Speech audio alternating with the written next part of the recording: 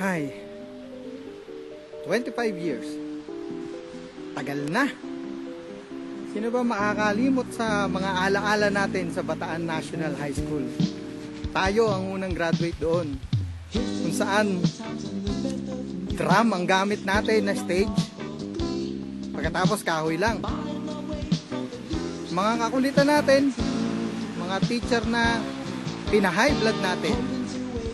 Halimbawa, si Miss Marteja, saka si Byron Valerio. Isang araw nagtanong, alright class, how do you remove the radical side? Aba, ang Byron Valerio, tumayo at magiting na sumagot, use an eraser. Oh, ayun, pinalabas ng kwarto. Huwag kang babalik dito hanggat di mo kasama ang nanay mo. Ang Byron Valerio, nasa bitana, sisilip-silip. Ma'am, sorry na, nagbibiro lang. Parang si Miss Tapia at si Joey De Leon. Tapos, sino ba makakalimot?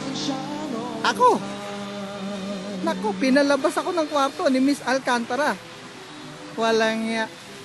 Yung pala naglilihi. Kaya doon sa anak ni Miss Alcantara, kung bakit ganyan na itsura mo, o wag ka nang magtaka, sa akin ka pinaglihi ng nanay mo.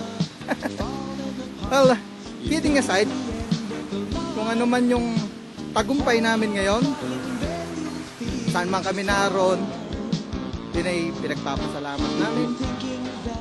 Hindi lang sa aming magulang, sa Panginoong Diyos, higit sa lahat, sa aming mga guro na gumabay sa amin sa nakalipas na 4 na taon dyan sa Bataan National High School.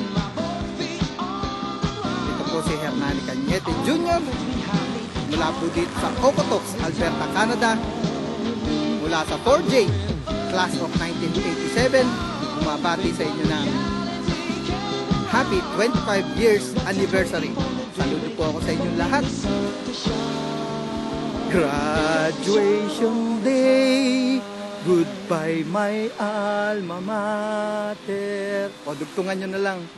Teachers and friends, we say goodbye to thee. Paalam po sa inyong lahat.